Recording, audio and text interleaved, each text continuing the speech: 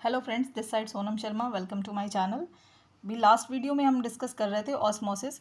हमने देखा ऑस्मोसिस किसे कहते हैं और इसके बाद में हमने बात किया सॉल्यूशंस कितने टाइप्स के होते हैं। तो उसमें हमने देखा isotonic solution, hypertonic solution and hypotonic solutions. तो वहाँ सॉल्यूशंस के केस में हमने क्या किसके रिस्पेक्ट में बात किया कि अगर सेल जो है हमारा है, पर्टिकुलर सेल किस एनवायरनमेंट में प्लेस्ड है, उस एनवायरनमेंट में जो सॉल्यूशन प्रेजेंट है और उसको हमने कंपैरिजन किससे किया, जो हमारे सेल का कॉन्सेंट्रेशन है। तो उस सेल के कॉन्सेंट्रेशन से और उसके एनवायरनमेंट के कॉन्सेंट्रेशन से जो हमने उसके रिस्पेक्ट में बात किया, तो उसके थ्रू हम जान पाएंगे कि सॉल्यूशन हमारा क्या है। ठीक है, तो अगर कॉन्सेंट्रेशन, अगर हायर कॉन्सेंट्रेशन में हमारा सेल प्लेस्ड है तो वैसे सॉल्यूशन को हम क्या नाम देंगे, हाइपरटोनिक। और लोअर कॉन्सेंट्रेशन अगर सेल के रिस्पेक्ट में है तो वो हाइपोटोनिक सॉल्यूशन हुआ। और अगर सेल का कॉन्सेंट्रेशन और उसके इन्वायरमेंट जिसमें वो प्लेस्ड है वो कॉन्सेंट्रेशन अगर सिमिलर है तो उसे हम आइसोटोनिक सॉल्यूशंस कहते हैं। इसके बाद में हम आगे देखेंगे, इस पे डायरेक्ट इन टर्म्स पे क्वेश्चंस पुटअप होते हैं। ठीक है, एग्स ऑस्मोसिस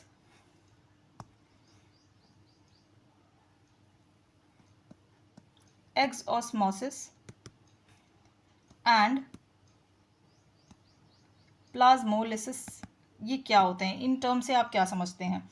तो सपोज जब हम किसी सेल को प्लेस करते हैं हाइपरटोनिक सॉल्यूशन में, ठीक है, अगर सेल प्लेस्ड है किसमें, हाइपरटोनिक सॉल्यूशन में, तो हाइपरटोनिक सॉल्यूशन को आप समझ रहे होंगे कि क्या होता है कि अगर सेल के रेस्पेक्ट में उसका आउटर जो सॉल्यूशन है, जो सेल के बाहर का एनवायरनमेंट है, उसमें सॉल्यूशन का कंसंट्रेशन अगर हायर है तो वैसी सिचुएशन में वो सॉल्यूशन क्या कहलाएगी, hypertonic solution.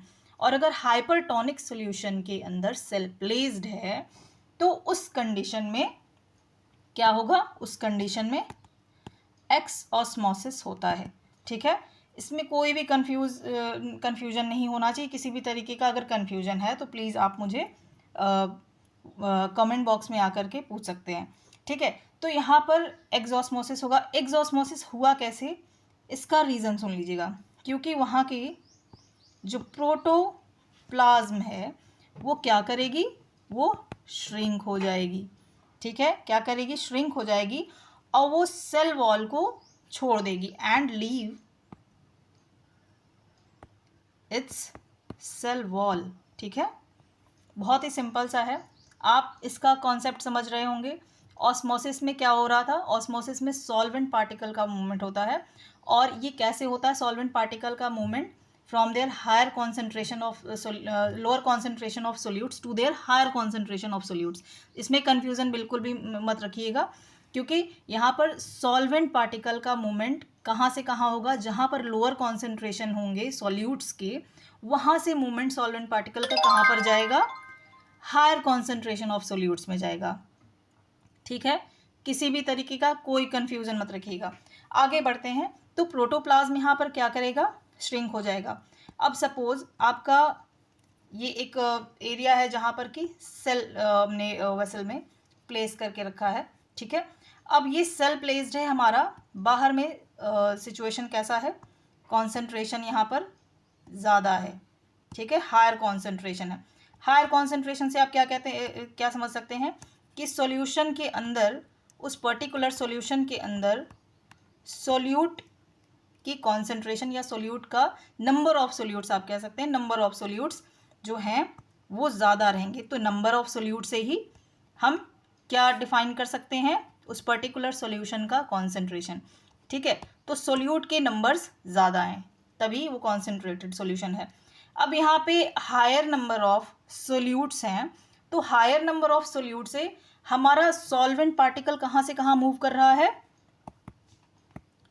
Lower number of solute से मूवमेंट कहाँ हो रहा है सॉल्वेंट्स का, हायर नंबर ऑफ सोल्यूट वाले सॉल्यूशन की तरफ हो रहा है। ठीक है, इसमें कोई कंफ्यूजन मत रखिएगा। तो अब हमारे जो कॉन्सेंट्रेटेड सॉल्यूशन है यहाँ पर ऑब्वियसली नंबर ऑफ सॉल्यूट्स ज़्यादा होंगे, तो हमारा लोअर नंबर जो कि आपके सेल के अंदर है, यहाँ पर कॉन्सेंट्रेशन सोल्यूट पार्टिकल्स के कम हैं, तो यहाँ से सारे के सारे वाटर मॉलिक्यूल्स निकल करके क्या करेंगे, बाहर आ जाएंगे, जिसकी वजह से ये सेल हमारा श्रिंक करने लगेगा। श्रिंक करने का मतलब है कि प्रोटोप्लाज्म जो है वो श्रिंक होगा and it will leave its cell wall. ठीक है, प्रोटोप्लाज्म मतलब क्या होता है, आपके सेल के अंदर जो भी लिक्विड अमाउंट उसमें है, प्रेजेंट है, वो उसका पूरा proper nucleoplasm plus cytoplasm is called as protoplasm. ठीक है, तो प्रोटोप्लाज्म क्या होता है, न्यूक्लियोप्लाज्म प्लस साइटोप्लाज्म